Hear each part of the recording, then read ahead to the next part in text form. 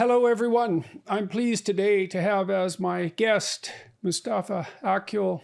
He is a senior fellow at the Cato Institute, where he focuses on the intersection between public policy, Islam, and modernity. Since 2013, he's also been a frequent opinion writer for the New York Times, covering politics and religion in the Muslim world.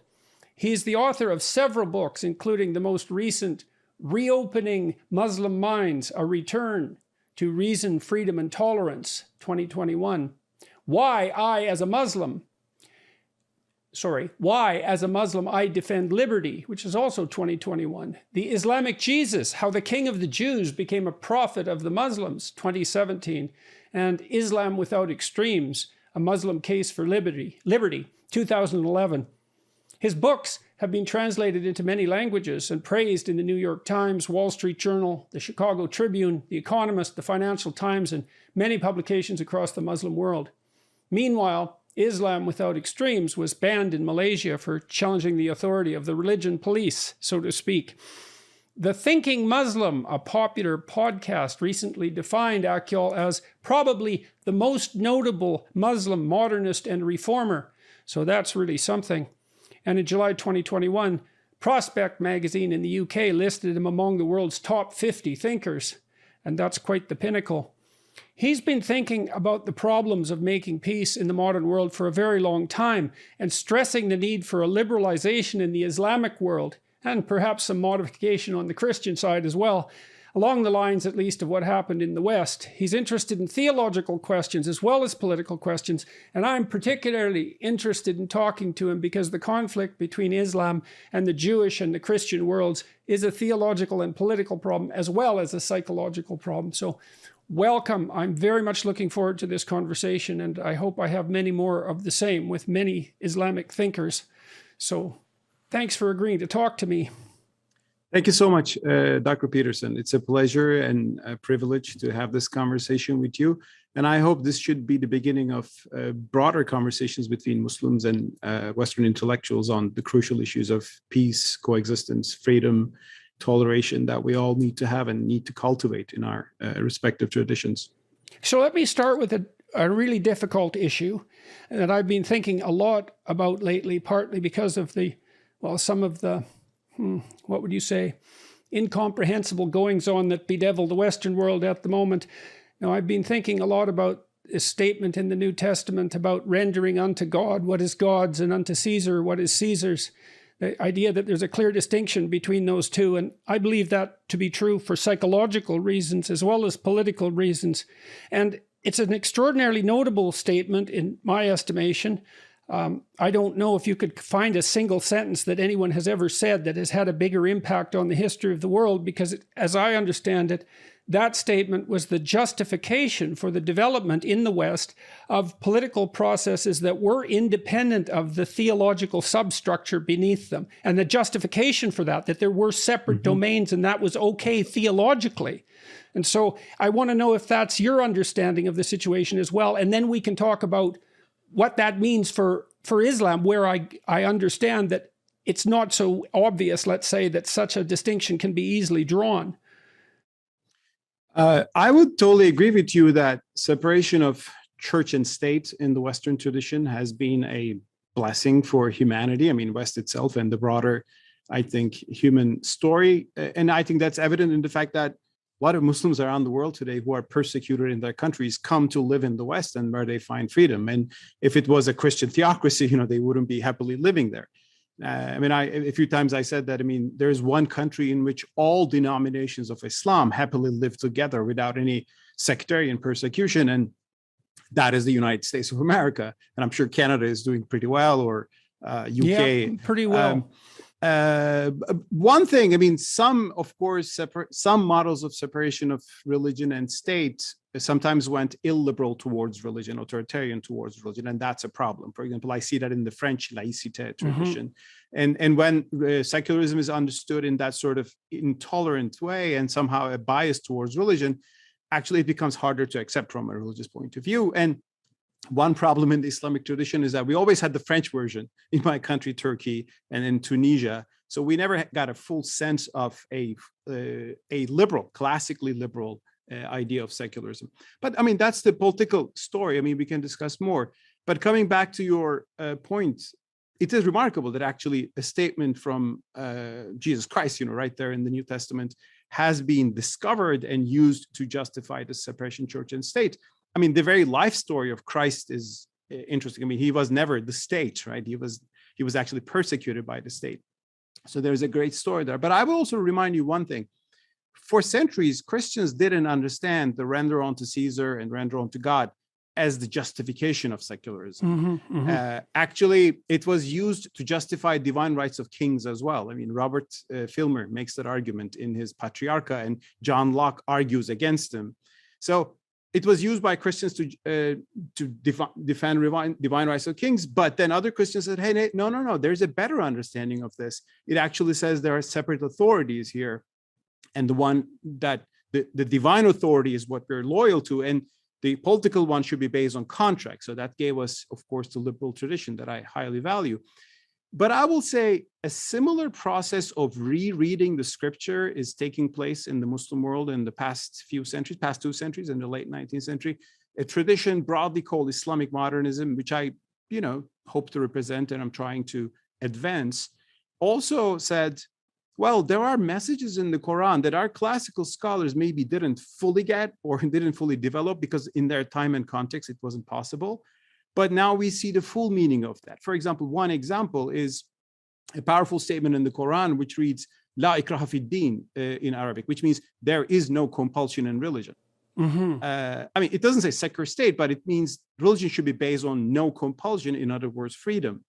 And this was there in the Quran for centuries, and Muslims made only a little sense of this. They said, okay, this means you will not convert people to enter Islam. Generally, that was observed in the classical Islamic tradition. That's why Jews and Christians could live under Islam. But they didn't understand it in other ways. For example, this should mean that perhaps if people want to convert out of Islam, that is apostasy. It should be free too, based on this verse. But no, they said, actually, it doesn't mean that way. So they limited the meaning of the verse. And of course, there was religious policing, checking people are really pious or not, or persecution of heretics. These things happened in Islamic history. But now other Muslim thinkers are saying, listen, when God said there is no compulsion in religion, it's a universal statement of no compulsion. In other words, religious freedom. So that's a new reading that Muslim scholars of the more modernist or reformist, persuasion, have been advocating in the past, let's say, 2 centuries. And my book was banned in Malaysia precisely because I advocated religious freedom based on such Quranic basis. Yeah, well, the pathway from a statement like that to a fully developed political and theological system that are separate in the details, but somehow still able to mutually function, and in some sense, one still containing the other, I would argue.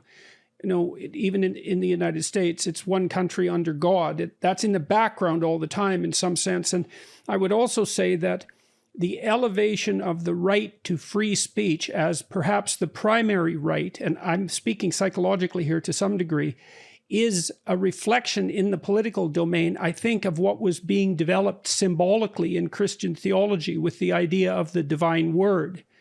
And that idea in many ways is older than Christianity. It's older than Judaism as well. You can see, like, I've traced that back to, for example, to the Mesopotamian writings about Marduk, who was the god who emerged at the pinnacle of the Mesopotamian gods and who was the model for the sovereign of the Mesopotamian emperor.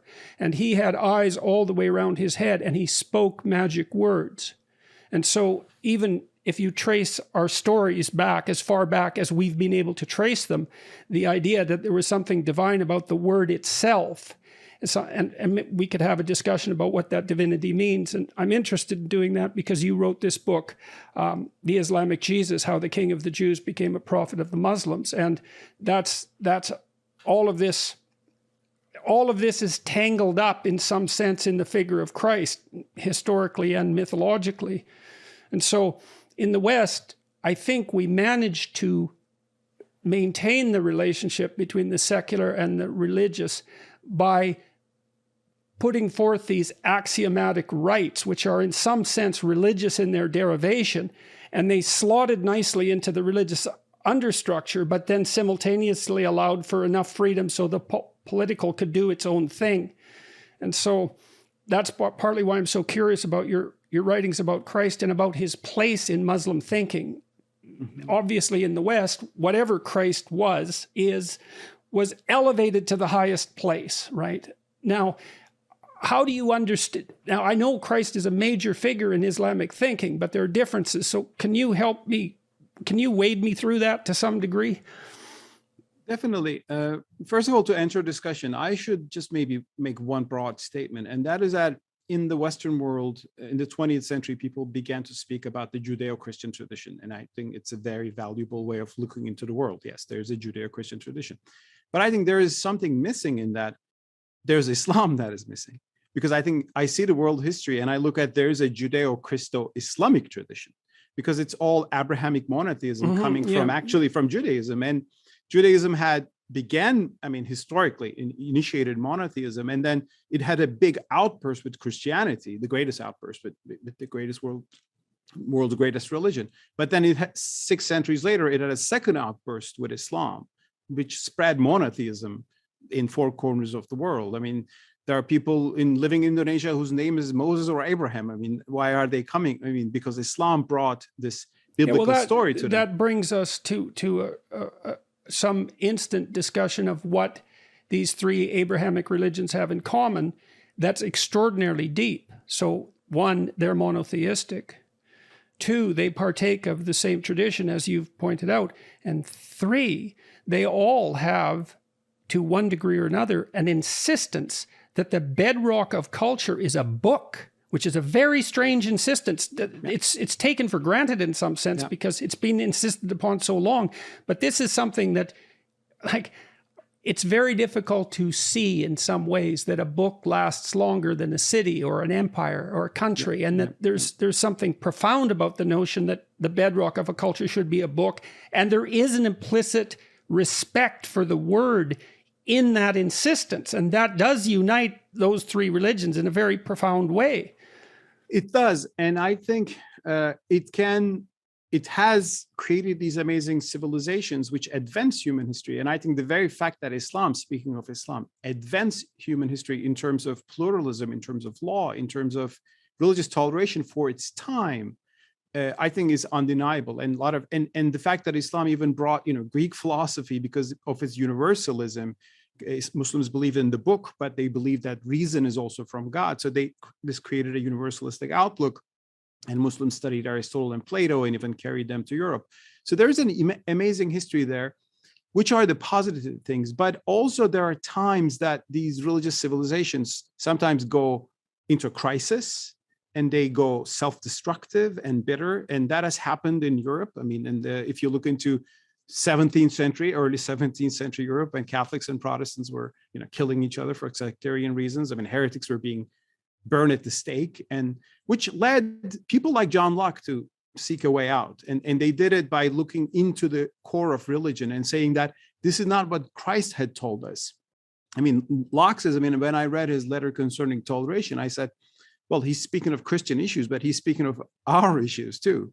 The idea that should there be a Christian state or not? Should heretics be persecuted or not? So he makes certain arguments. Or would religion be based on sincerity if it is coerced by the state? It wouldn't. So there's no point in coercion. So those kind of arguments are, I think, very interesting, that's why I believe in reading these traditions by learning from each other, instead of thinking, oh, they are the Christians and they have nothing to do with us, or these are Muslims, they have nothing to do with us. Well, the problem with that perspective, those are the Muslims and they have nothing to do with us, is that underneath such a presumption is, let's say, the presumption that Christians and Muslims can't talk, but even deeper than that is the presumption on the part of the person making such a statement that their interpretation of Christianity is absolutely right.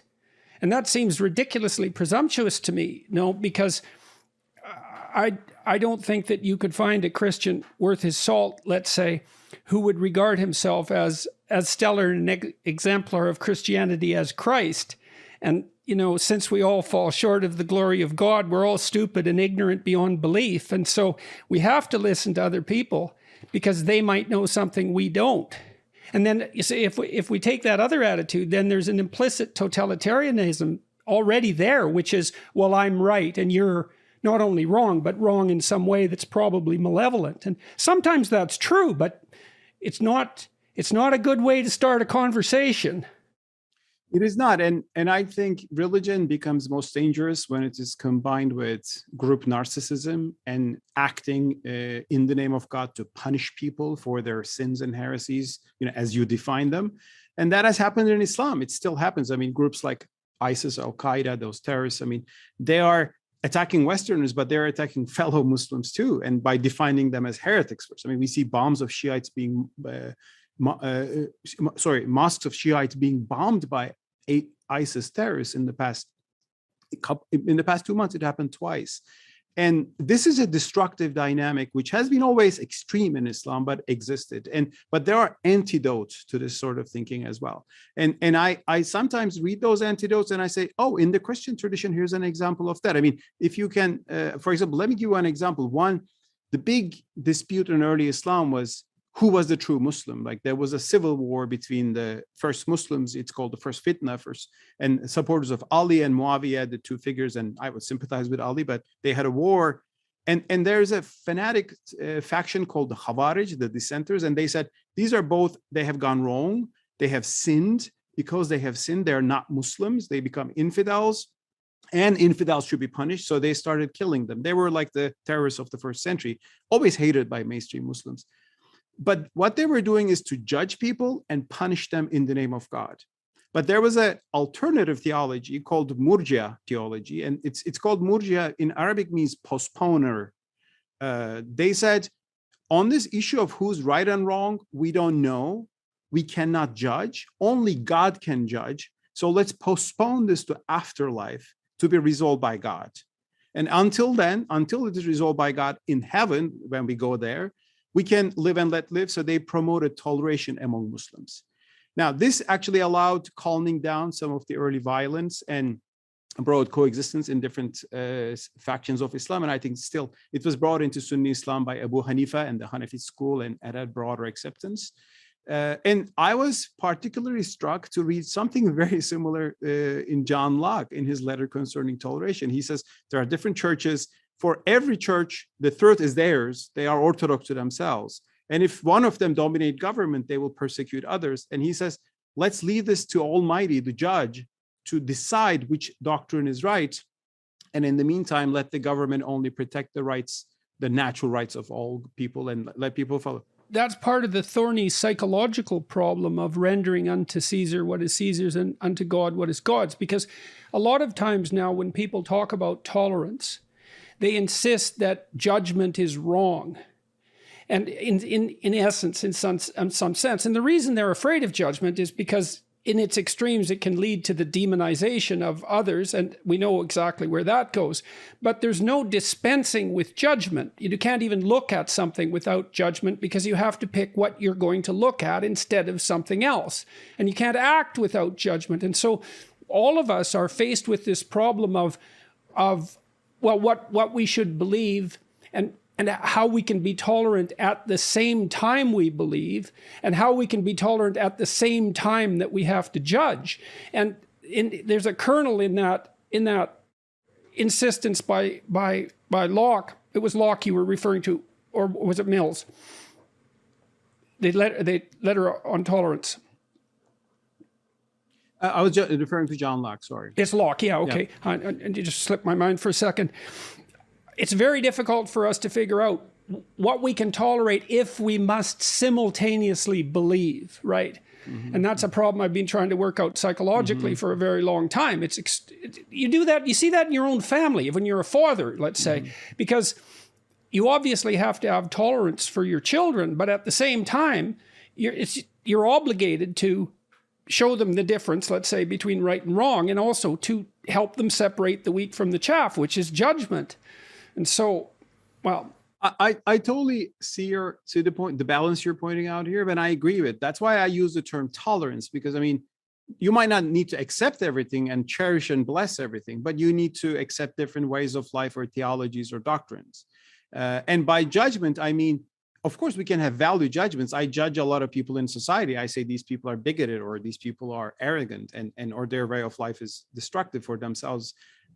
I have those judgments, but I'm not going to go and punish them in the name of God unless they attack me. So there should be a social order in which we can disapprove people, ways of life, religious beliefs, theologies, and our religions make truth statements, and we cannot get away from that. I mean, you say Christ is God, the other person will say, well, no, that's not acceptable for my theology. So there are gaps that we cannot, and we should not, try to make disappear. But we can live together, and that's why tolerance is the key idea. And that's why by judgment, what I'm referring to is judging and punishing in the name of God. And of course, crime will be punished. I mean, theft will be punished, or murder will be punished.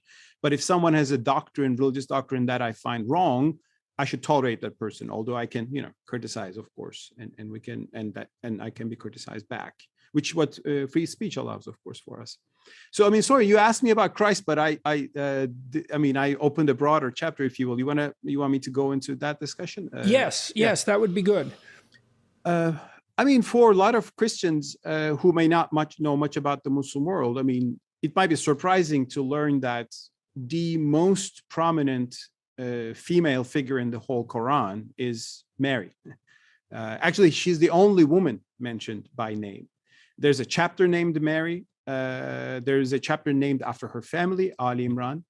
And the Quran, because the calling of the Quran is to say, this is not a new religion. This is monotheism. Muhammad is God's messenger, but God had other messengers before. There was Moses, there was Abraham, there was Jesus Christ, and there was his Mary. And the Quran tells the story of Mary to affirm something which is, again, might be surprising to Christians. The Quran affirms the virgin birth of Christ, that Mary was a chaste woman. She was not touched by any man. And one day she heard an angel coming and say, you will have a son. And she says, how can I have a son? No man has ever touched me. But the angel says, this is what God willed, and he wills and he creates. So that is how Christ comes to, his mother's womb. And ultimately he comes, and the Quran calls him the word of God. Again, this is a very powerful statement if one is familiar with the Gospel of John. And this is very unusual. But the same Quran also insists that he was not divine, so he should not be worshipped. So on the one hand, it reveres Mary and Jesus. It tells a lot of things, very similar to Gospel of Luke, and some apocryphal Gospels also resonate strongly with the Quran, interestingly. So there's great respect, great reverence. There are good words about Christians. I mean, one verse, the Quran says, among all people, you will love the Christians nearest to the believers. That's the Muslims, because it says they're not arrogant and they have learned scholars. And so there are a lot of positive things, because Islam was born, let's not forget that Islam was born as a monotheist campaign in an idolatrous society. Meccans were worshiping idols, and Prophet Muhammad, who didn't think of becoming a prophet until the age of 40, he heard a voice in a cave, angel Gabriel, like a burning bush experience of Moses, which told him, recite in the name of God who created man. And then he became convinced that he's God's prophet, and he started to preach monotheism. And when you preach monotheism, Muslims consider Jews and Christians as their allies. That's why when Muslims were persecuted in Mecca, Prophet Muhammad told a group of Muslims to flee to Ethiopia, the Christian kingdom of Ethiopia. They went there and they were really saved by the Christian king. That's a memory that Muslims have. So there is that monotheistic. So what does it mean in Islam that Christ? Well, two things that you said, that Christ is, his birth is, the virgin birth is accepted. That's a major issue which we should also discuss, and also the emphasis on Mary and what that means, let's say, for the position of women theologically within Islam, and also what does it mean when Muslims believe that Christ is the word of God. Now, it's hard for me as a Westerner to separate that out from claims of divinity. And we could also talk in some sense about worship, about what worship means. And so when I try to look at these things from a psychological perspective as much as possible and stay out of theological territory where I'm a neophyte in any case, one of the things that worship means to me psychologically is something like the desire or compulsion to imitate. Like you think about, to worship something is to place it in the place of highest value. And, you know, people claim to think that actions speak louder than words. And I think that's a reasonable proposition. If you act something out, it's pretty compelling evidence that you believe it. And that means in some ways that you hold it in the highest place. And so to worship is to imitate, I think, in the deepest sense. It might be to celebrate what should be imitated as well, something like that. And this is a complicated issue because we're unbelievably imitative. And I was struck when my kids were little, when they were playing house, for example, my son would play out the father. And you might say, well, he was copying his dad. But he wasn't, because he wasn't moving the same way he saw me move. What he was doing was watching me over a whole variety of instances, and then also watching portrayals of fathers in media, movies and TV shows and that sort of thing, and abstracting out from that some kind of, I would call it like a disembodied spirit, which represented the core essence of paternity, and then imitating that. And I see in that the biological underpinnings, let's say, of what religious people talk about when they talk about worship. So when the Muslim world regards Christ as the Word of God, but not divine, I don't know how to understand that. Very good question. I mean, it says in the Quran that he is a word from God, and it doesn't explain much. And Muslims discuss what this means exactly. It's not certainly understood in the way that the Gospel of John defines that word was with God and word was God. So that's at not the beginning step. of time. Yeah, no, that's not the step taken there. Most common interpretations said, well, he was the word of God in the sense that God, it was the word of God directed to Mary. So he was created with the creative word be in Mary's body. So that's what it means. So that's generally a low Christology, if you will. But there are alternative views, which I mentioned, in my book, in the Islamic Jesus, that some people said maybe he was the word of God in the sense that he was the revelation itself. Like everything he did and said was revelation, like God's living word, which still, though, from an Islam, which means he was something like the Quran. Like Quran, we believe is revelation, God's revelation. So he was the revelation became flesh rather than revelation became a book, right? And that's why the New Testament narrates about Jesus. I mean, he is the revelation, and New Testaments are reports about the revelation. So I think that's possible that's a step possible to take within the Quranic framework. However, still, Muslims don't worship the Quran. I mean, you say still God is beyond. I mean, God is another transcendent at another transcendent level. And in Islam, let's talk about that in relationship to the totalitarian impulse. Okay, I mean, I just had a discussion with Sam Harris, and I mentioned that I was going to be talking to some Islamic scholars. I didn't mention you by name, and I asked him if he might want to participate in such a discussion. He said he's done that. He's been there and done that, and so he wasn't particularly interested in that. Although we had a wonderful conversation, but one of the what I see happening very frequently with thinkers like Harris, and I'm saying this with all due respect, I truly am, is that for them, there is very little distinction between the religious and the totalitarian. And that's the essence of the objection. Now, Sam has come to regard some domains as sacred, and we talked a lot about that. And I think it's an understatement of the severity of the totalitarian problem to attribute it merely to the religious.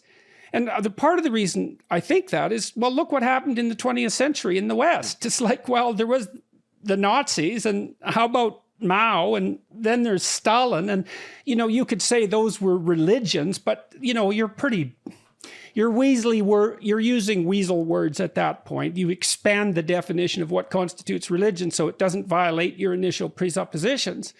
And so we could see in Christianity and in Judaism and in Islam the constant human struggle to deal with whatever is the totalitarian impulse, which is something like insistence that what I already know is literally the word of God. It's, in some sense, it's absolutely true. I have the knowledge. There shall be no deviation from that. And to identify that with tradition in religion, I think, is a big mistake. It doesn't get to the issue. I'm totally on the same page with you on that. I mean, the history of 20th century shows that some of the greatest crimes against humanity were committed by secular ideologies. I mean, communism and Nazism, as you well put. And today, probably the worst totalitarian regimes in the world. I mean, number one is North Korea. I mean, it's not it's a secular state, but it's a bit a Juche called ideology, but it's totally secular. So I'm in favor of a secular state in terms of a neutral state that respects everybody's rights, regardless of religion or creed.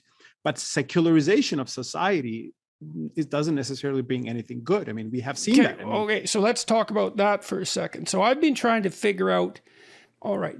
So one of the things I realized a long time ago as a psychologist was that there were depths of meaning.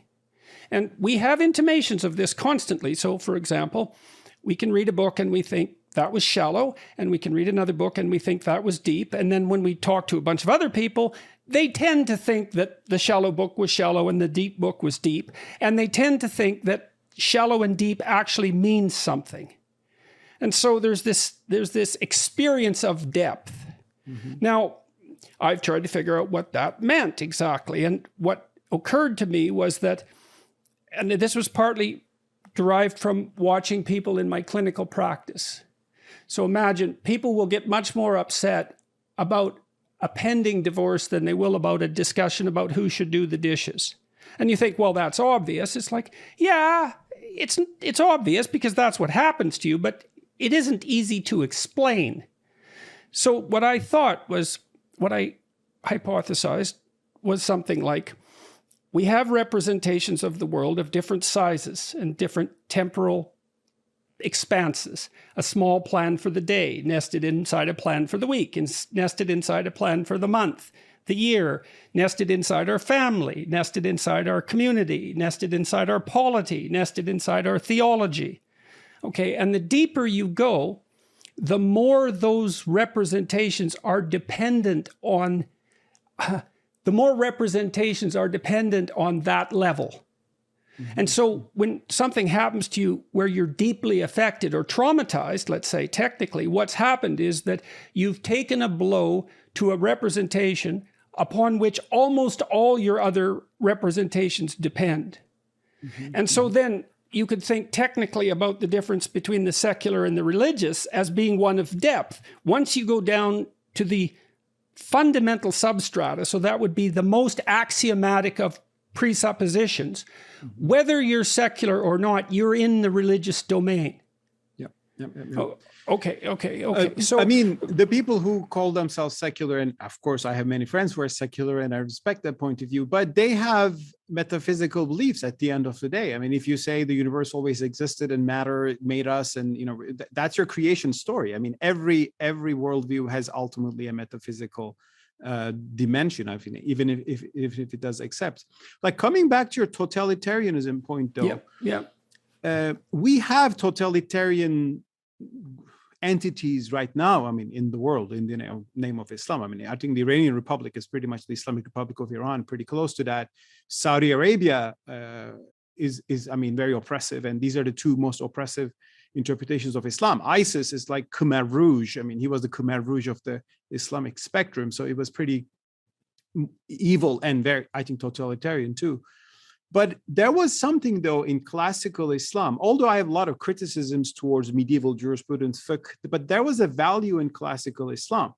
And that value was in this word, which is a generally scary word in the Western today, and that's the Sharia. That's God's law. There are two phases of the Sharia. There are a lot of things about women and apostasy and blasphemy that I keep criticizing, that we have to reform those aspects. But there was another value in the Sharia, which highlighted in my new book, Why as a Muslim I Defend Liberty. The Sharia was a set of laws that were separate from the rulers. They were even above the rulers. Like Sharia wasn't what the Sultan required or wanted. The Sharia was the law of God articulated by scholars who were generally independent of the rulers. And that's why the classical medieval Islamic civilization wasn't totalitarian. There were a lot of autocratic rulers, tyrants, but they were mitigated by the Sharia. And I tell a story. This is also something that I think people like Harris, let's say, and those atheist rationalists, I think they fail to understand the necessity of that. So I mentioned ancient Mesopotamia a while back, but one thing that happened in that society was that the emperor would be taken outside the gates of the city, so it was a walled city, once a year at the New Year's festival, and he would be stripped of his emperor garb and forced to kneel, and then the priest would slap him with a glove, and he would be forced to recite all the ways that he hadn't been an appropriate Marduk, which was the high god, for the last year. So he hadn't seen what he should see if he wasn't being blind, and he hadn't said what he should have said if he was speaking the right kind of magic. And so he was humbled in front of what was highest. And the Mesopotamians were working hard. In their mythology, you see this battle between the gods in the face of an apocalyptic danger. And this is a very common story worldwide, this battle between the gods, so what's highest, in the face of an apocalyptic danger, and the emergence of a supreme principle, which constitutes the essence of sovereignty itself. And if you have a society, a secular society, let's say, where that highest thing isn't outside the polity in some sense, then you have North Korea, where the leader is elevated to the status of a god. And then you have hell. And that seems like a bad idea. Exactly. You have Stalin, you have Mao, you have all those modern dictators, and you have the Islamist totalitarian regimes today, because the Islamist totalitarians of today differ from the classical medieval Islamic tradition. Imagine, look at Taliban today. Taliban has dominated Afghanistan once again.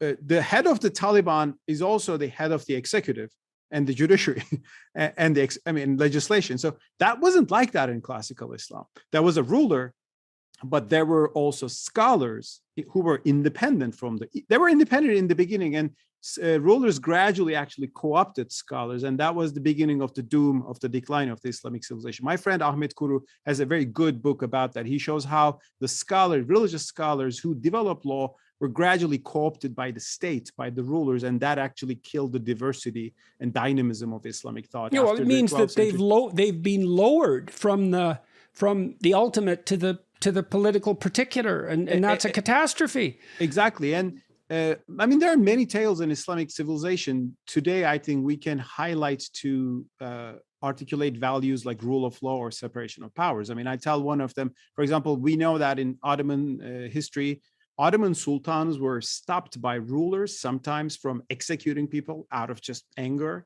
or confiscating property, or overtaxing the population. They said this tax is not compatible with the Sharia. You can overtax people. So there was a balance in the classical Islamic civilization, which worked for its time. And let's not forget that the classical Islamic civilization had a toleration, which again was not very common at the time. That's why when Jews were persecuted in Europe, they often fled to the Islamic lands, the Ottoman Empire. Unfortunately, today we have a crisis in the Islamic civilization. We lost some of the blessings of the classical tradition.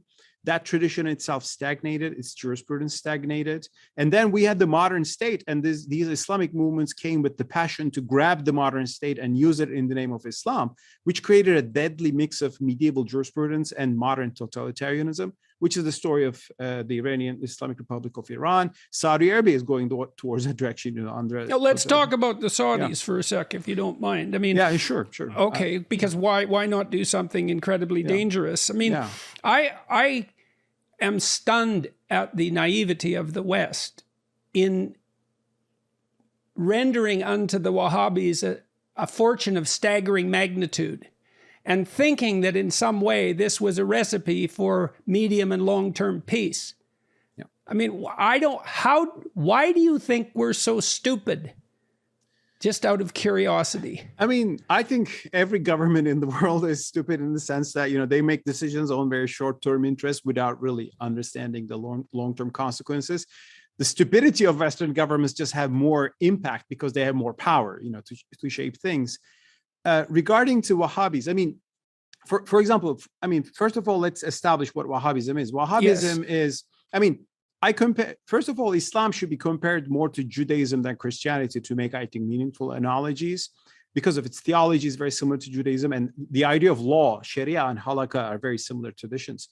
So in Islam, Sunni Islam is like Orthodox Judaism. It's the mainstream body, right? It's traditional, conservative, but it has some flexibility.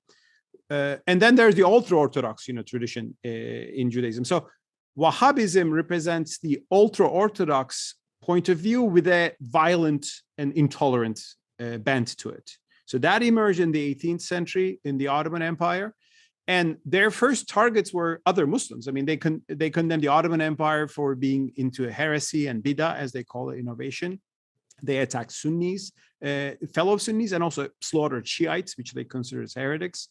Then when the Ottoman Empire banned slave trade in the middle of the 19th century, there was a revolt in Hijaz fueled by Wahhabis. They said Turks have gone infidels because slavery is in our jurisprudence. You cannot change that, although the Ottomans were more flexible in their understanding.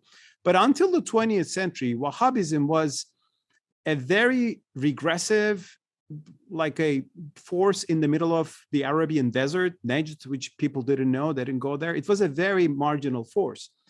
In the 20th century, these people discovered that they are sitting on top of the world's richest oil reserves, which they consider as a blessing from God to use, to advance their understanding. And also, Western powers thought that, we can use them. We can get a deal with them. First, the British thought that they could be used against the Ottoman Empire. There was even some discussion that they're like Protestantism, which are potentially more tolerant, which is not, they're not like Protestants, but they were certainly not tolerant. So that was one thing. First of all, because the Ottoman Empire being the seat of the caliphate and the superpower, that was the problem. Although you would prefer the Ottomans to the Wahhabis by any definition because of their toleration and pluralism for their time. And then, of course, you're making the case to some degree, if I understand you right, that a totalitarian doctrine, let's say, was granted exceptional riches, which there's no possibility they could have accrued had that theology, that totalitarian theology, had to make its way in its own way in the world. But because of the vagaries of fate, in some sense, there was immense riches at the fingertips of this movement that would have otherwise been, and likely remained, extraordinarily isolated. What I'm saying is that, I'm not saying that the classical Islamic world was full. It was not ideal. There was a lot of persecution of heretics and here and there too. But for its time, you wouldn't judge the classical Islamic civilization and say they have less religious freedom compared to what was there at Christendom at the time. That's why Jews repeatedly fled to the Muslim world, for example, from Spain to the Ottoman Empire. In the modern era, one problem is Islamic jurisprudence, the interpretation of the Sharia stagnated, and why that happened is a big discussion among Muslims, but that's one problem. And the idea of a modern state came. The modern state with its police and with its national law controlling everything, with its bureaucracy, and Islamist movements emerged saying that we will revive the Sharia by grabbing the modern state by all its centralized power, and that created the totalitarian moment in Islamic tradition. And we see that in Saudi Arabia, we see that in Iran, we're seeing that under the Taliban. And one problem is that Islamic world in the past 2 centuries modernized, but we didn't get the good forms of modernity.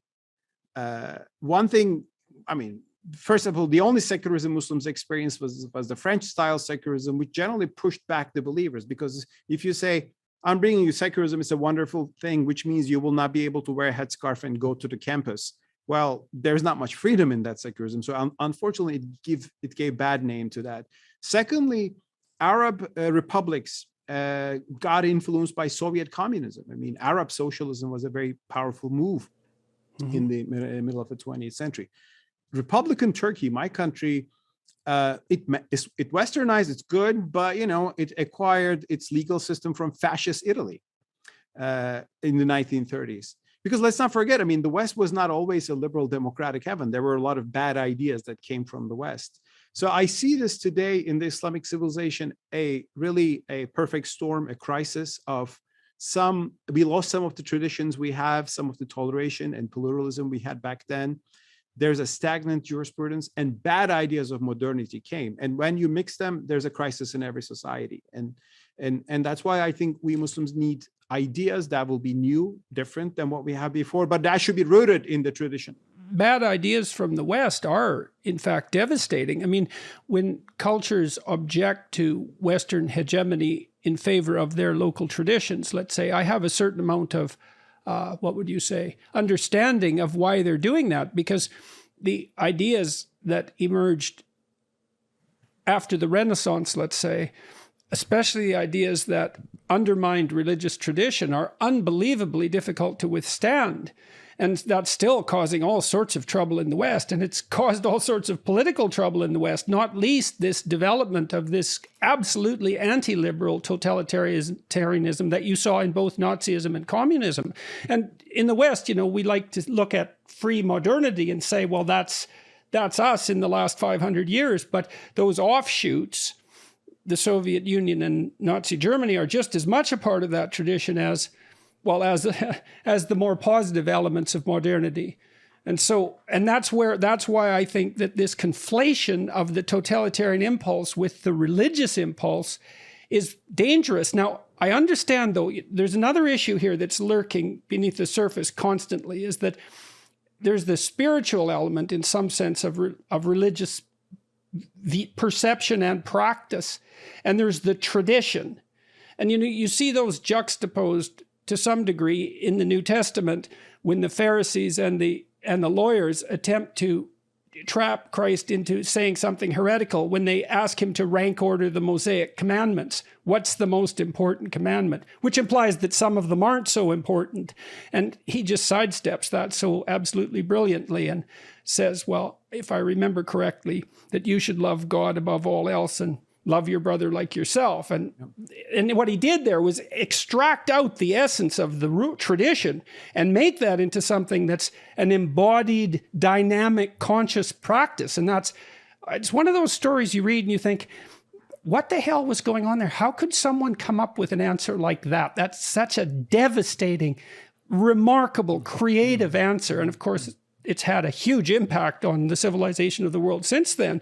But, the people who criticize religion, the materialist atheist types, for example, they constantly conflate the problem of the totalitarian proclivity that tradition tends towards, if unchecked, with religion itself. And that's a huge problem because those aren't the same thing. They're not. And I think religion obviously has become oppressive in world history. When it combines with state power, it becomes the same thing with state power, and that's what theocracy, and we have examples of that in Christian history and obviously in Islamic history.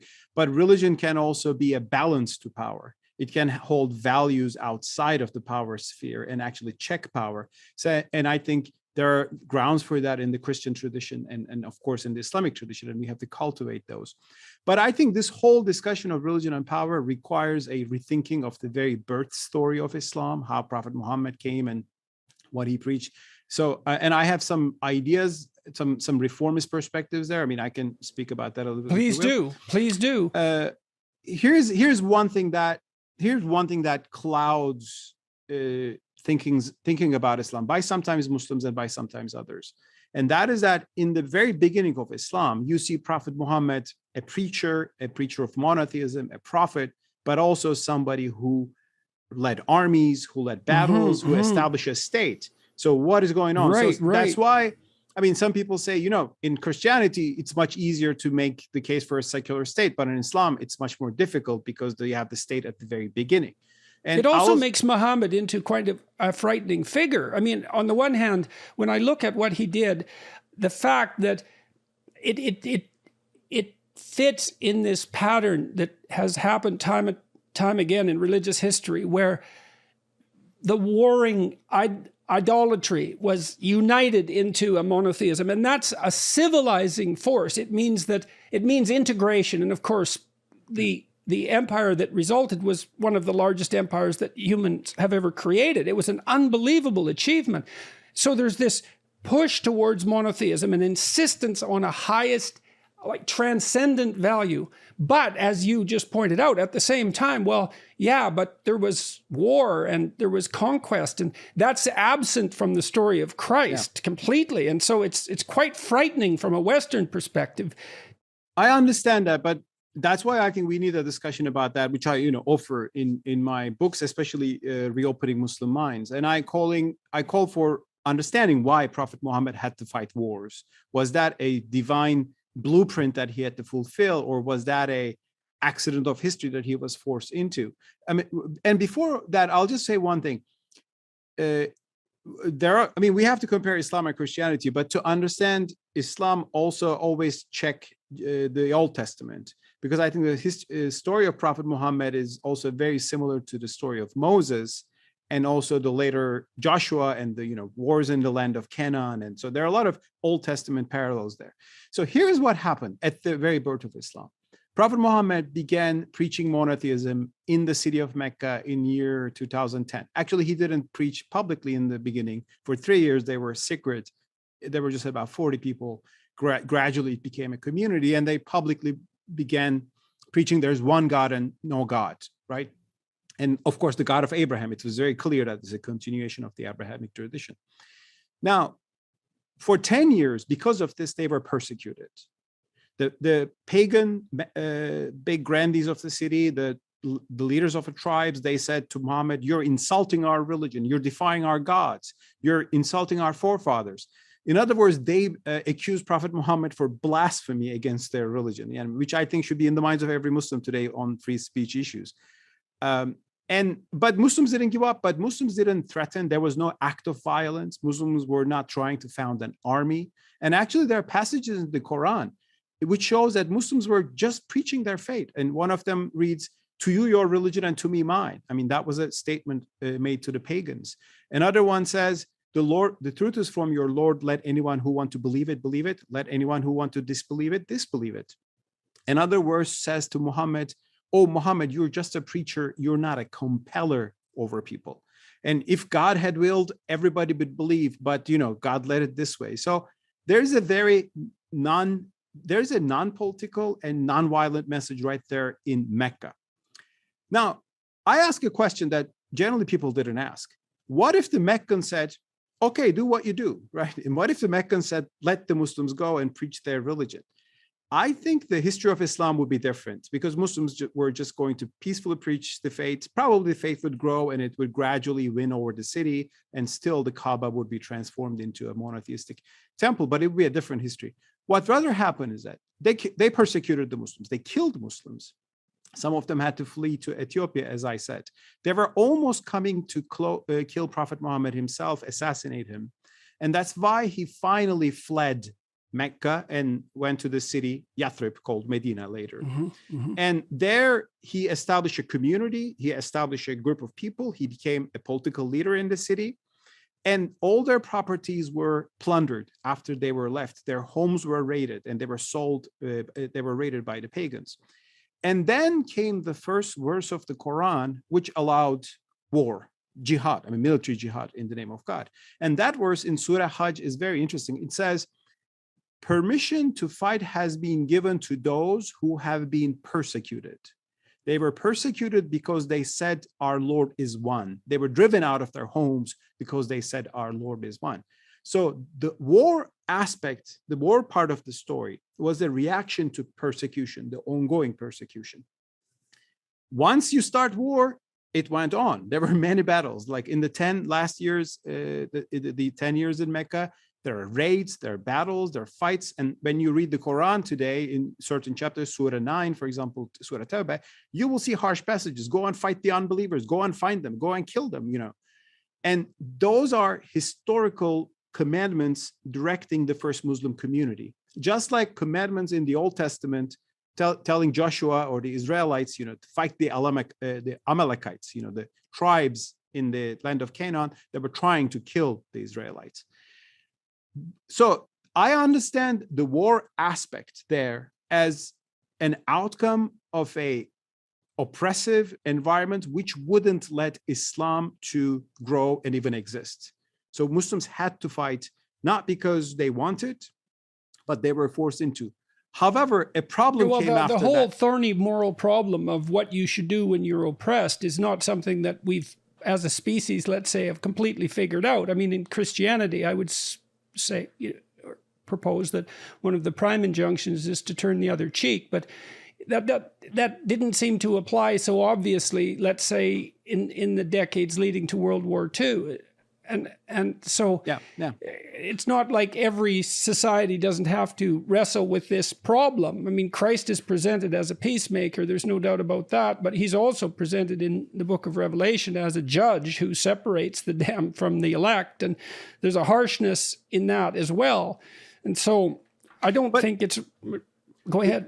Sorry, but there is an additional problem. I mean, the founding story is not a problem, but I think we have to understand it correctly, that war was a consequence of that particular context. And what is eternal about Islam to me is the theology, the faith, the practice, and the worship that was brought by Islam. But there was an additional problem. After Prophet Muhammad passed away, Muslims had an army and a state, and they kept continuing. I mean, they kept conquering the world. And in one century, from Spain to India, basically, Muslims built an empire. And this empire itself partly transformed Islamic teaching and adjusted it to its imperial needs. And I think that's something we Muslims should see today. One clear example of this is the theory of abrogation, because the jurists who were with the imperial project, they looked at the Quran and they saw that, well, there are verses in the Quran which says, you're just a preacher, not a compeller. Well, but we're having a war here, right? Like, I mean, to you, your religion, to me, mine, but we're not allowing the polytheists to have this. So what they did was they took the verses about war and fighting the unbelievers, the polytheists in particular, but also Jews and Christians, because there was a word about the people of the book. They took those verses as definitive, which abrogated the earlier verses. So a lot of the verses you will open and read the Quran today, which are tolerant, peaceful, lenient. If you read medieval jurisprudence, you will find notes that the verse is there in the Quran, but it's abrogated. Like, it doesn't have a function. It doesn't rule. It doesn't have a hukum. Which to me is it's a huge problem when you're dealing with a text as complicated as the Quran, or let's say the Bible, where taken singly, there are certainly passages that contradict one another. And so then you're tempted by the desire to justify your own unquestioned beliefs because of your demand for power using reference to God.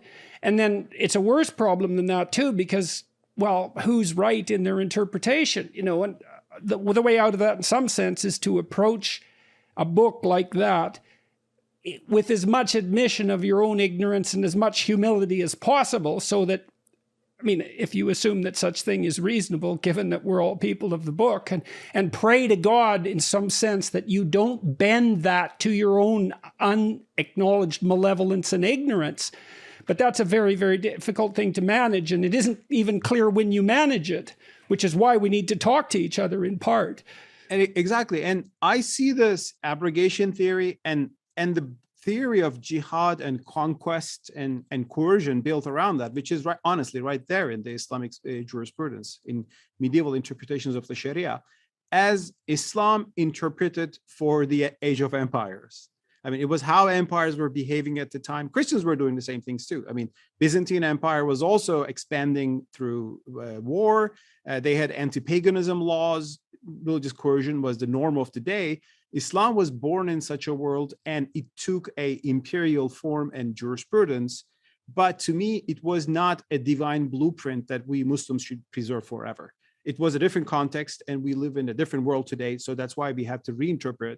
And to me, the abrogated verses of the Quran are the eternal messages of Islam. Those abrogated verses, which says, "To you your religion, to me mine," and okay, so no why would you okay, so let me play devil's advocate here. I mean, you're making a judgment there, and it's a non-trivial judgment, and you could say also that it's an unbelievably presumptuous judgment. And this is not an insult at all. This is independent of whether or not I agree with you. But we run right into this thorny problem, right? Which is, well, why, on what grounds do you think you're justified in making the claim that your interpretation should supersede that particular interpretation? Very good question. First of all, I begin by showing that the existing interpretation, the imperial interpretation, let's say, which relied on expensive jihad, coercion, suppression of heresy, apostasy laws, blasphemy laws, those are all part of that. By showing that this was not an inevitable interpretation, it was an interpretation based on imperial conditions. And I showed that people who dissented against those too.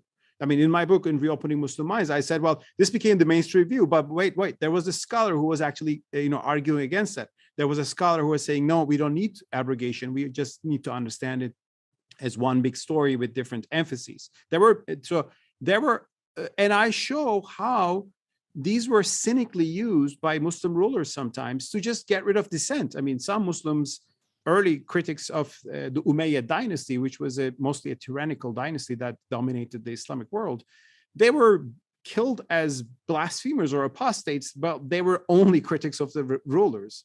So this was used. So let me ask you. Okay, so let me ask you another question. So you've spent a lot of time on this. You've written many books, and you've put yourself in some danger, I would say, and this has been quite successful. And so I want to know what you're up to. You know what I mean? It's like you're aiming at something with all these books, and maybe you don't even fully know what it is because you realize these things as you write, right? And as you struggle. And so I would say for a book like the Bible, like there's a way that you have to approach it. I believe that, what would you say? So that you're the least likely to deceive yourself about what you're doing. Mm-hmm. And that has to be something like, I think it has to be something like an orientation towards love. Mm-hmm. And love is something like the desire that the most possible good happens to the most possible people. I don't mean to be utilitarian about it. I'm not making that kind of case.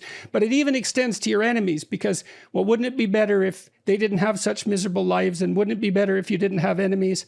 And so you have to approach a traditional text in the spirit that the text fundamentally embodies, or you bend it to your own will. Now, what are you aiming at with all your books? What is it that you want? That's a good question. Well, what do I want? I want to make, as just a ordinary but thinking Muslim, I want to make a contribution to the future of my religion in this day and age where I see great value in Islam. I think Islam can contribute to the world in many ways, but I also see Islam being still captured by some medieval interpretations that were actually was used and built up for medieval imperial projects. And I believe we need to rethink certain issues in Islam. And there are a lot of scholars doing this. I mean, that's why I believe I speak of the 19th century Islamic modernists. I mean, I learned from these scholars, from Fazlur Rahman to Muhammad Abduh to Ottoman liberals, and today some contemporary scholars that I quote in my book as well. But scholars write in academic articles, so or very complicated books. I try to popularize these ideas because I see there's hunger for that. I mean, there are a lot of Muslims around the world today, from Pakistan to Malaysia to Indonesia to the Arab world, who are faithful, who are happy with their religion, but they are disturbed, sometimes disgusted by the things they see in the name of their religion: oppression, violence, persecution of innocent people by calling them heretics, and so on and so forth. And they want to see a way forward. How can we go forward by preserving our faith, living our values, but also being at peace with non-Muslims and even Muslims of different persuasion? And we can have so do you see that what is perturbing them is the manifestation of that central totalitarian spirit? It is totalitarian, or just sometimes bigoted and hateful. I mean, to be totalitarian, it has to be unified with power, but it is potentially totalitarian. So yeah, well, there's the psychological equivalence of that, exactly, right? and I also see that this is also leading to a great disenchantment with Islam as well. I mean, a lot of people are not in the West thinking about that. They think Muslim world, everybody's pious, but quite the contrary. There's a great escape from Islam in Iran. I mean, Iran today is the #1 country in the world that produces ex-Muslims, like people who become atheists and Christians. And I respect their point of view. I mean, they have all the right to become atheists or Christians. But as a Muslim who believes in my faith, I mean, like, I would like to have a faith that attracts people with its spirituality and with its values, but not frightens them and scares them and pushes them away. In Turkey, my country, there is a new tide of deism, which is like young people are believing in God, but not any religion, and certainly not Islam, precisely because of the disenchantment of Islam being used for authoritarian politics by the current government, for example. So I think this is a critical period in Islam. And when I look back in Christian history, I see people, Christian humanists from Locke to others, Roger Williams in the United States, who re-articulated their religion, reinterpreted their religion to emphasize freedom, freedom of conscience. The switch from divine rights of kings to the idea of a limited government with religious freedom, that was a big shift in Christianity, and it had to be done by Christians who value their faith. And I think this is a big effort. A lot of Muslims are trying. I'm just trying to do my part with my writings, which are aimed at a broad understanding with a broad population, so everybody can read and get it, what the point is. But also, here are the key arguments and the patterns for going forward. Yeah, well, you're a strange sort of traditionalist in some sense, right? Because you are trying to separate the wheat from the chaff in relationship to the past, but also not proposing that all of this be abandoned as an entirely failed project, which I think is would be a very naive thing to do in any case. It's like, well, abandon it in favor of what exactly? Well, rationality. It's, well, okay, but it needs some fleshing out. Well, not by rationality. I mean, we can discuss that because, my book, Reopening Muslim Minds, A Return to Reason, begins with that, reason or freedom. I'm not a rationalist in the sense of, people like Sam Harris that, you talk to. So I don't think that there's reason that supersedes everything else. And by rationally, we can always arrive at the truth. I mean, Mao rationally arrived at a terrible truth. So I certainly see. Yeah, well, there's always the problem of the axiomatic presumptions. Yeah, I mean, Hayek, criticizes, rationalists that build systems of authoritarianism. And I think there was a great value there. However, by reason, I refer to a specific theological branch in Islam called rational theology, or Akyol. That's the term in Arabic, reason. And it goes back to a theological dispute in early Islam between two schools of thought. And it was on the meaning of Sharia, I mean, God's commandments. And actually, it goes back to, this was a discussion on Islam, but it goes back to Socrates and his famous Euthyphro dilemma. And I think this was discussed in Christianity as well. The dilemma is this: when God has commandments, like 10 commandments, like thou shalt not murder, right? Thou shalt not steal. These are fundamental key values that move our civilizations go forward. But one question is this: does God say thou shalt not murder because murder is inherently wrong? Does God teach us about this ethical value? It's out there in the world. Or does murder become wrong simply because God said so? So these two ways of looking into religious commandments. And in Islam, one theology is spearheaded by the Mu'tazila school, but also it had an impact on the Maturidi theology, which is in mainstream Sunni Islam, which I sympathize with.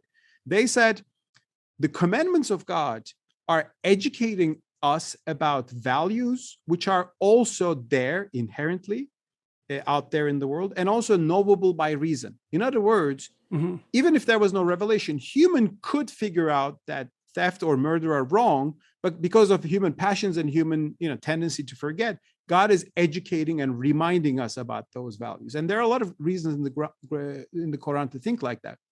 The other school, the Asharites, said, no, these things are right or wrong simply because God said so. Therefore, if God said murder, is good, murder would be good. So the commandments define everything that is ethical. And this is the Asharite theology. And in my book, I show how these discussions took place and what were the nuances. Asharite theology became more influential in Sunni Islam. And I'm critical of that, because I think if we say God's commandments only have value in themselves, first of all, we are turning God into a capricious, arbitrary legislator, right? Things become right and wrong only because he says so. It's not like he is looking into the world and seeing and with compassion, seeing that ordinary people, innocent people should not die. Yeah, well, you could secularize that. You could secularize that argument by asking yourself, as a secular person, these fundamental laws that we have, like we should not murder, do they reflect some underlying reality in some profound sense, or are they arbitrary constructions of a particular time and place? And it's a very difficult argument to walk through, because it always depends in some sense on what you're aiming at, right? If you're aiming at power and conquest, well, then maybe murder's just what you need. But if you're aiming at peace, well, maybe that's not the right route. So, exactly. And actually, the secular way of looking at this is that, for example, should governments legislate according to what they think is right and their commandment, their laws define everything, or should there be values beyond the governments that they should honor, right? Right. Well, that's a natural right argument in some sense, right? Which is really foundational in the West, and less so in the French system, I would say, than in the English common law system. Very true. That's why I believe the right view in Islam was the natural right argument, which what the Mu'tazila said, and the Maturidis also in the Sunni tradition pretty much came close. The other one is called divine positivism. Like God says whatever he says, and we just obey it without asking why and how. It got more sophisticated over time. Still, the Asharite scholars look into the purposes of God, try to figure out, so that allowed analogy. But ultimately, this divine command theory that God posits as he wills, legislates as he wills. And this had two consequences. One means that people who don't have your religious tradition cannot have any value, because all value comes from divine commandments. So people who are secular, people who are beyond, you close yourself to the ethical reality out there in the world, all the ethical traditions and reasoning. Second, you deny an essential commonality between the tribes of mankind by doing so. And you put yourself in a permanent state of war. Exactly. That's why I call it the loss of universalism, because early Muslims studied Aristotle and his ethical philosophy, because Aristotle is an infidel from an Islamic point of view. But they saw value because they said God gave humanity an ethical intuition and reason is universal. That allowed them. So that was the universalistic path. But the other path actually closed ethical thinking. That's why after that first you can also see how it would foster a kind of totalitarianism, because if God's commandments are what define good and evil, but I'm interpreting them, exactly, then there isn't anything beyond my interpretation in some sense, as long as I'm correct. Whereas with the more universalist view, it's like, well, wait a second, there's something outside of this that I'm not intelligent enough, wise enough to understand, that I have to be mindful of. So let me take it in that direction for a sec. So I'll tell you something I've been thinking about. I'm writing this book now called We Who Wrestle with God, and I'm really trying to work out the natural right issue in relationship to free speech, and I'm trying to do that as a clinician. And so one of the things that Carl Rogers proposed, and he was extraordinarily influenced by Protestantism. He was a seminarian. He wanted to be an evangelist before he became a secular humanist. But Rogers observed that if you listened to people talk, if you actually listened, that they would spontaneously transform themselves in a way that improved their life. And he pointed to a fundamental psychological mechanism that was driving that. And you could think about it in some sense as exactly the same thing that a parent does when that parent attends very carefully to their children. So that attention facilitates, well, I would say in some sense, the manifestation of the healing word. And I mean that as a clinician. Now, Rogers took a page from Freud, because Freud also observed that if you just let people talk, but you listened, that they would unwind themselves and straighten themselves out. And this isn't such a preposterous suggestion unless you believe that speech is somehow divorced from neurological integrity, let's say, or social integrity. And so I think there's a very real sense in which the reason that free speech is a natural right, and maybe the highest of natural rights, is because it is precisely reflective of the mechanism by which we move from the stagnation of our dead thoughts into a future that's better than the dead past. And so any society that interferes with that will degenerate into a kind of totalitarian absolutism, and that becomes indistinguishable from hell. It does. I mean, very interesting. I mean, what you said reminds me of a Quranic verse. It defines believers as those people who listen to the word and follow the most beautiful of that. But to be able to do that, you have to listen first, and you have to be able to choose that. Exactly. It's a verse in the Quran. I can't remember the number now, but I can send you later the number of it. That's a great verse. That's a great idea, because it also touches on the notion of a profound intuition of beauty, and the idea that beauty is an intimation of what is divine. And divine is deep and profound and necessary. And I don't care if you speak about that in secular religious terms. It boils down to the same thing in the final analysis. And to use, I talked with one of Canada's great journalists recently, this man named Rex Murphy, who's a real national treasure. And he's so poetic, and he's a deep admirer of poetry, but also a very practical and down-to-earth person.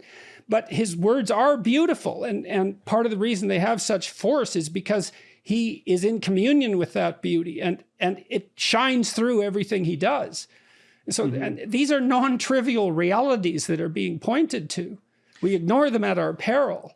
Exactly. And that is a universalistic outlook, to listen to and learn from everything. And it was there right at the beginning of the Islamic civilization. And that's why Muslims built the House of Wisdom in Baghdad and translated all Greek philosophy into Arabic, which ultimately made its way to Europe through Spain, Muslim Spain. So there was this hunger to learn and appreciate, but that gradually narrowed down. And it's a fact that it has happened. Why it happened, how it happened, there are a lot of theories about it. It happens all the time. It happens all the time. It's a human existential reality for that to happen. I think it will happen to any civilization at the moment they say we have reached perfection, right? We don't need to learn anything from the outside world. And I see that sort of trend in the Western civilization. That's the Tower of Babel. That's the Tower of Babel, right? You build a structure and you think it's reached the heights of God. And as soon as you think that, everyone fragments and speaks a different language, and everything descends. And then the next story is the flood. And that's not a bloody accident. Disintegration, exactly. So by reason, I am referring to this view, universalistic view in early Islam, which believed that morality is universal, ethics are universal. The Quran reminds us and educates us, indicates. I mean, according to Qadi Abdul Jabbar, he said, the Sharia indicates what's right and wrong. The other group said, the Sharia constitutes what is right and wrong. So if the Sharia constitutes it, you don't have ethical wisdom beyond that. My interpretation of the Quran is what defines. Well, you can't have that statement without that implicit belief behind it. That's the problem with that kind of idea. It's like, well, it contains the absolute truth. Well, through whose lens? Well, mine. Well, that's pretty damn convenient for you, isn't it? Yeah, exactly. And of course, thinking like that had political advantages. And actually, that's an argument I made in the book. But that narrowed Islamic thinking. It also led to literalism. I mean, blind literalism, because if you don't have accept values outside of the written text, you ultimately become less willing to interpret the text and move away a little bit from the text, because you're bound with it too much. And that literalism is a burning problem, I think, in Islamic jurisprudence today. I mean, a lot of the issues about women's rights in the Muslim world come from a literalist. It's also a terrible technical problem, right, which the postmodernists grappled with, and which in some sense defeated them. It's because when you read a book, you say, well, where's the truth? Is it in a single word, or is it in a phrase? But the phrase is in a sentence, and the sentence changes the phrase, and then the sentence is in a paragraph. And then, there's a really interesting image online showing the hyperlinked nature of the Bible, which verses refer to which other. It looks like a kind of a rainbow.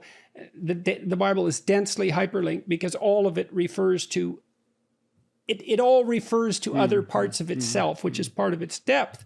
But what that means is that, well, you need the whole thing to interpret each word. You need every paragraph to interpret each sentence. And so how do you know if your interpretation is correct? Well, we believe what the sentence says. It's like, nope, sorry, that's just not going to do. And what do you mean by literally true? And are you so sure that literal truth is the deepest form of truth? Because I don't think it is. There's fictional truth. And that's deeper than literal truth, obviously. So there's certainly, and we have that in Islam, the interpretation of the Quran by the Quran. So you read it's Surah 2 something and you read 57 something else, and they actually explain each other. That's a very powerful approach. By literalism, I mean, I can give you one example on women's rights, for example, like, which is, of course, a burning issue in certain parts of, not all, but certain parts of the Muslim world today. You may have heard that, Saudi authorities didn't allow women to drive cars for a long time. And finally, when it was allowed, it was a big reform. And the autocratic prince who did that, got a lot of brownie points in the West. Although it was probably a bigger reform than was even recognized. It was a big reform for them, but the people who demanded were jailed. So it's a weird autocratic form of reform.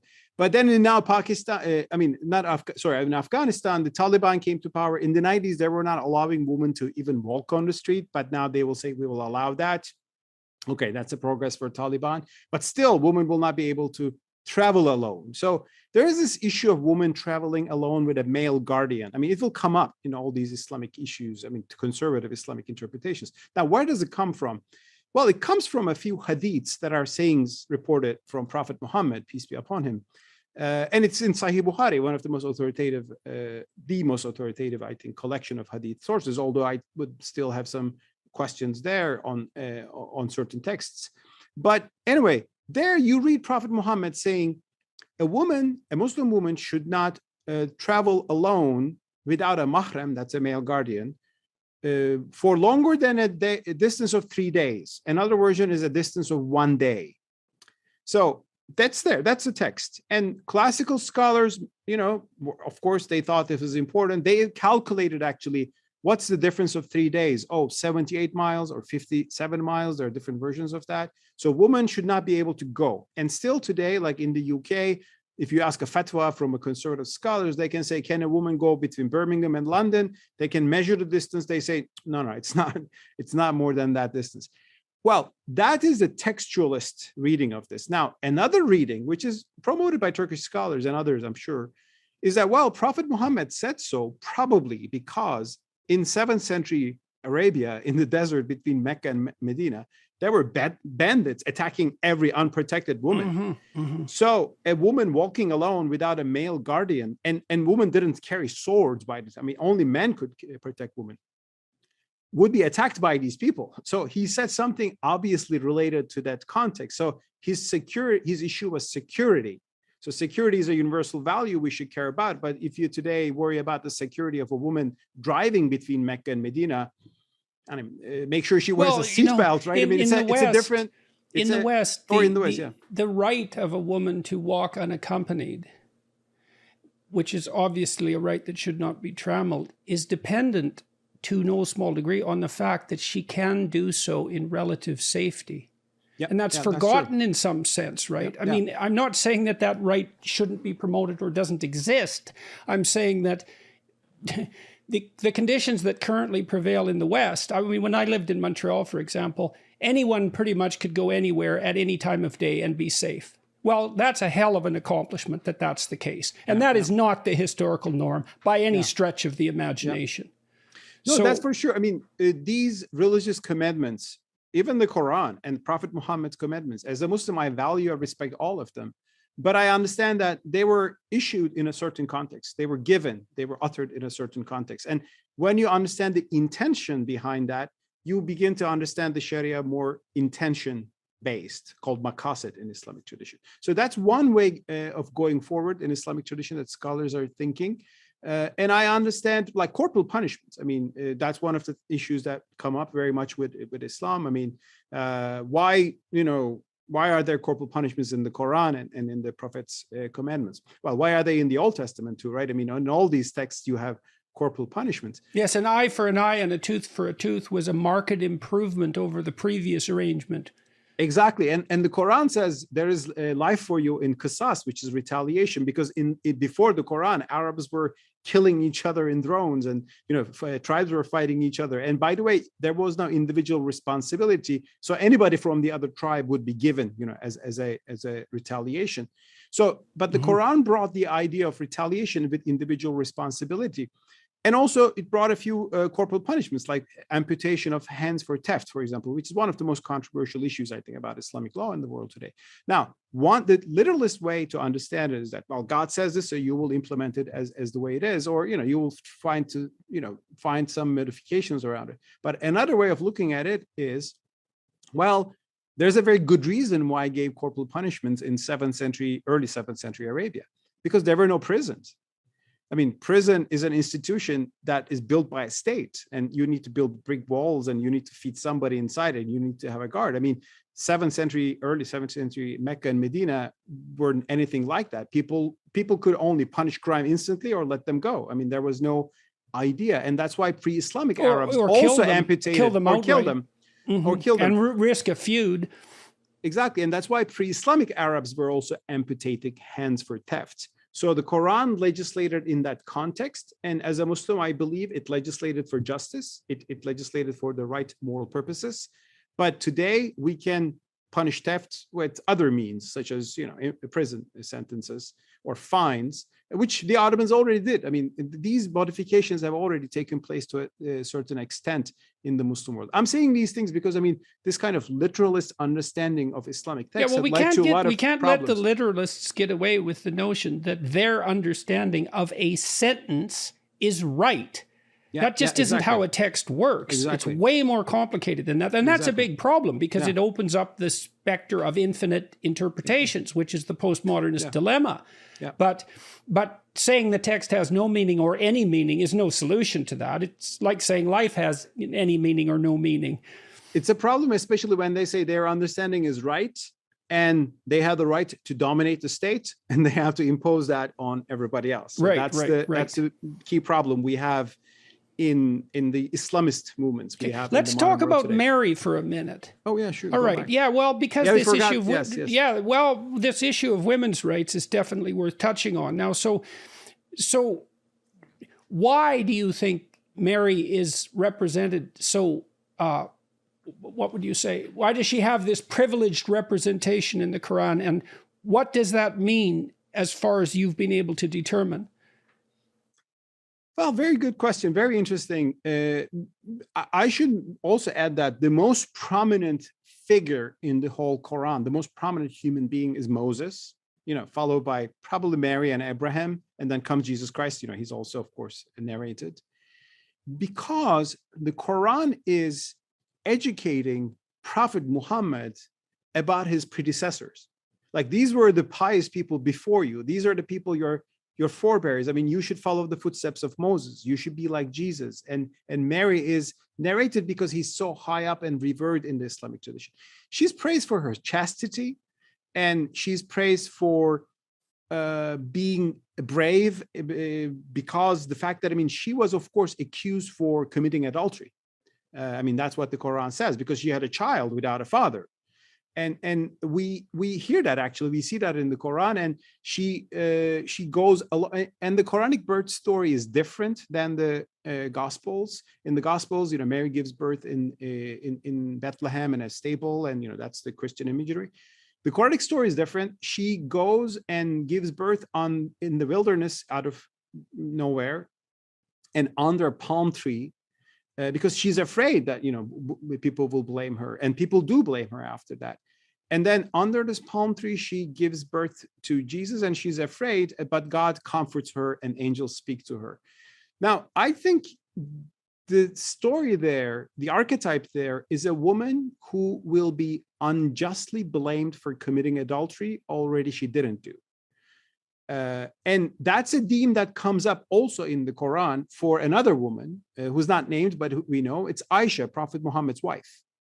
In the 24th chapter of the Quran, Prophet Muhammad's wife, I mean, that's we know from post-Quranic sources, but she was left alone in the desert. A man had given her a ride with his camel. When she came back to the city, there was a rumor that maybe something happened between them, and Prophet Muhammad was devastated. Aisha was devastated. It was a very stressful moment. And then the Quran legislated about that, condemned the lie and the libels, and said, if you will bring any accusation against a woman of adultery, you should bring 4 witnesses before you blame her. And of course, there was no witness in this case. So these two stories, I'm reading them together, like it's about protecting women from accusation of adultery, which was, of course, the worst thing you could do it to a woman, especially in the pre-modern era, even today, I think, in many societies. So Mary is highlighted in that sense, which is very interesting. By the way, it's interesting, though, and sad that the Quranic injunction to protect women by asking for 4 witnesses was misabused in Pakistan to actually abuse women. I mean, was used because when you don't understand the intention, this is what happens. There has been cases in Pakistan of a woman being raped in a village, getting pregnant, and she's taken to a Sharia court in the rural areas, and they ask, where are your 4 witnesses? She says, I don't have 4 witnesses, but the fact that she's pregnant proves that she committed adultery, although she's raped. And there has been a few cases like that who were given the death penalty by the court, although it was later overturned, luckily, by the Constitutional Court. So I'm just saying this if you don't understand what God legislated with what intention, and if you blindly bring a law into another different context without understanding the difference between rape and adultery also, it can have disastrous consequences. But sorry, we digress. So Mary is highly praised. Some of the things said in the Quran about Mary, you cannot find them in the Gospels, but you can find them somewhere else. You can find them in the Gospel of James, which is an apocryphal gospel, Protevangelium of James, because there were these Eastern Gospels which told about the childhood of Mary and childhood of Jesus, which are like not in the New Testament. Gospels. Yeah, Gnostic or other ones. Yeah. And so the Quran strongly resonates with that. And I think one reason... And how do you account for that historically? I mean, was there an influence of James' mode of thinking on Muhammad, or what do you think's happening there? Well, I wrote a book. I know you did. I know you did. Yes. No, it's a great question. I appreciate it. Well, how do I account that? I mean, Islam certainly continues Judeo-Christian traditions and very strongly resonates by a little known Christian strain known as Jewish Christianity. I mean, which comes from, which considered James as their saint, patron saint. Jewish Christians, which we know from the church fathers, called Ebionites, people called, or Nazarenes, they were practicing Jews who accepted Christ as the Messiah, but as the Jewish Messiah, not in the fully Christian sense of the term, not divine, but as Jews expect a Messiah today. So they were practicing Jews who accepted Jesus, which made them unorthodox from both a Jewish point of view and also a mainstream Christian point of view. Not the wisest political move, maybe. Yeah, so that's why, I mean, they were squeezed, and we hear them as heresies in church fathers' writings, and they disappeared after 4th century. But what is striking is that the Jesus defined by the Quran is very similar to what the Jewish Christians believed. And also the theology of Quran is very similar to this idea that you're saved by act, not just faith alone, which is, the that's a thorny problem. Line. Yeah, and I think it's more on a Jewish path, but appreciates Jesus from a more Jewish perspective.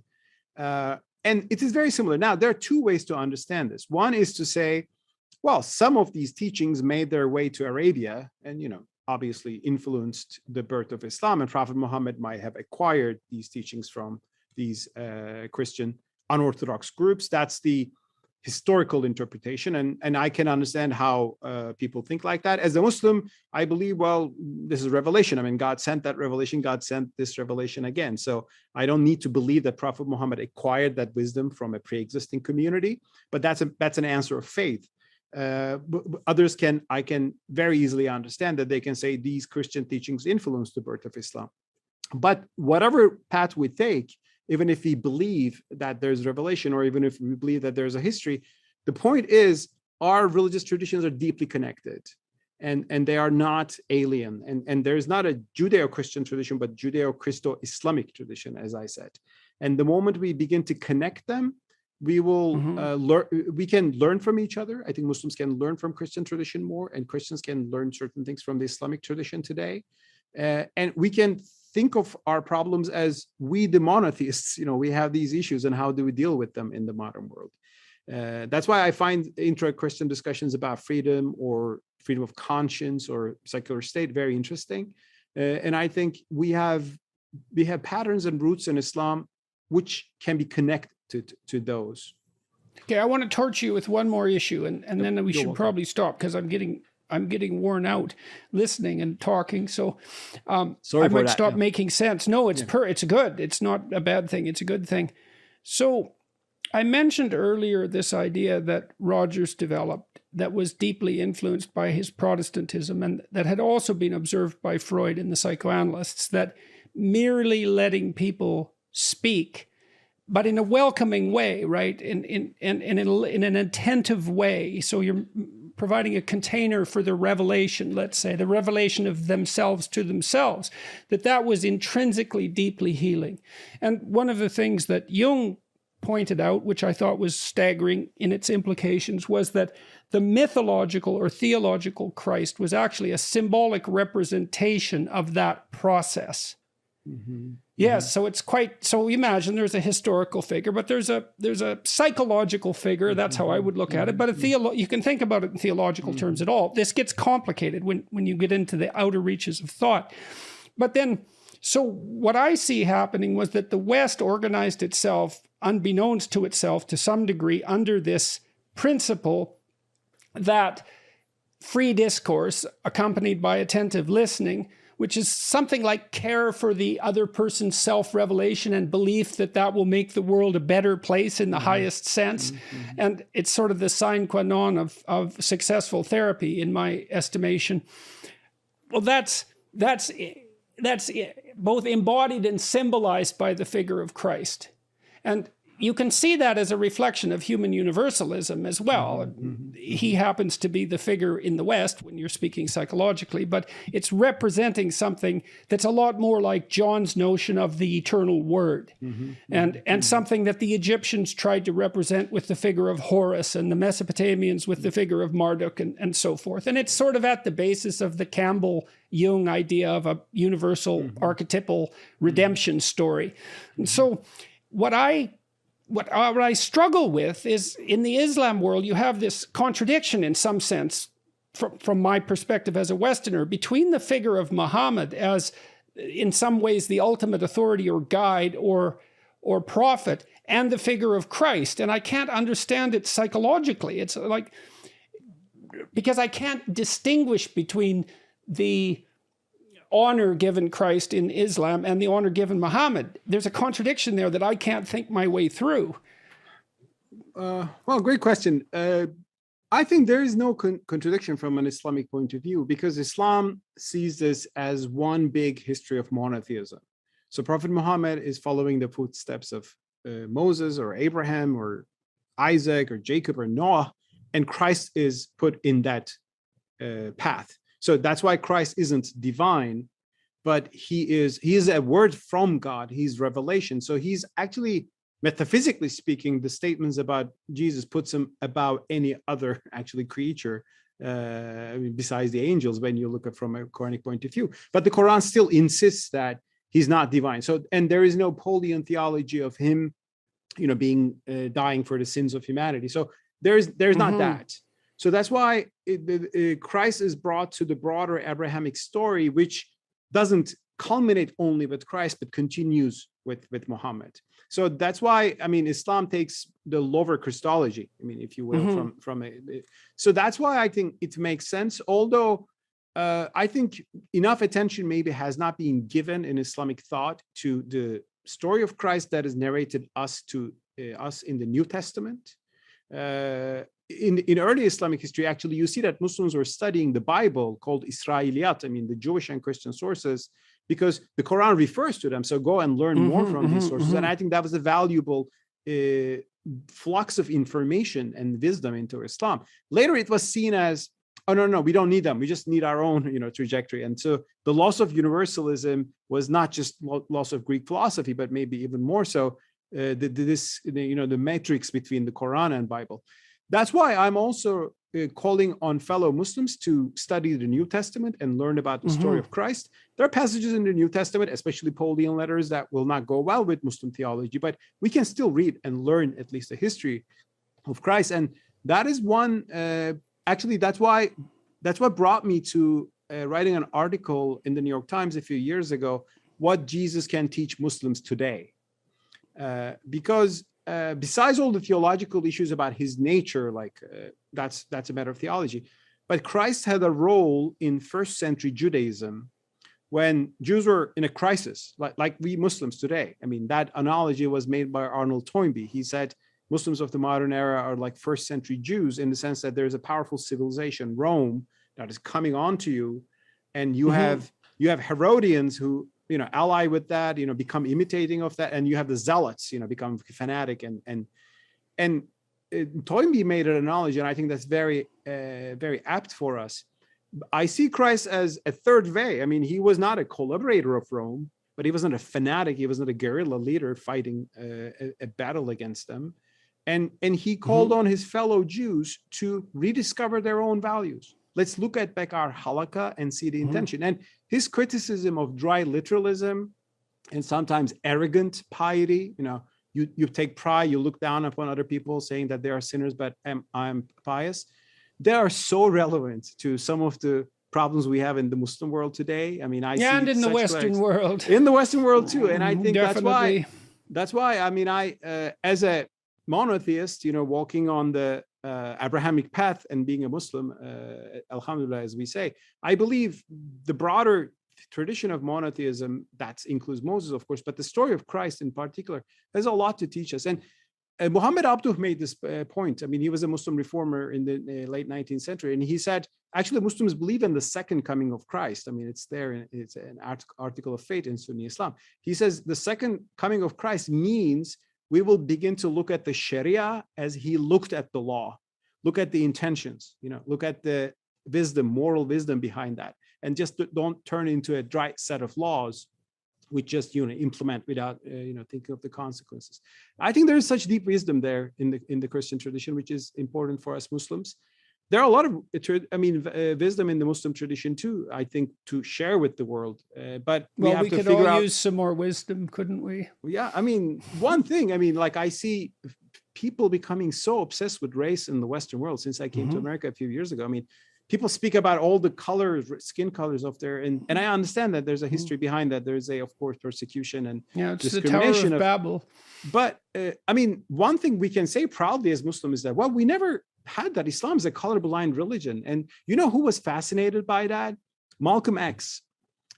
He was, of course, a leader in the African-American community. He was, because of the persecution and discrimination, he had also a very negative view of the white people. But his life changed when he went to Mecca, and that's a very powerful story. And he saw Muslims with blue eyes and blonde hair and black skin and brown skin. And he said, they're all brothers in faith. They're not discriminating against each other. So he became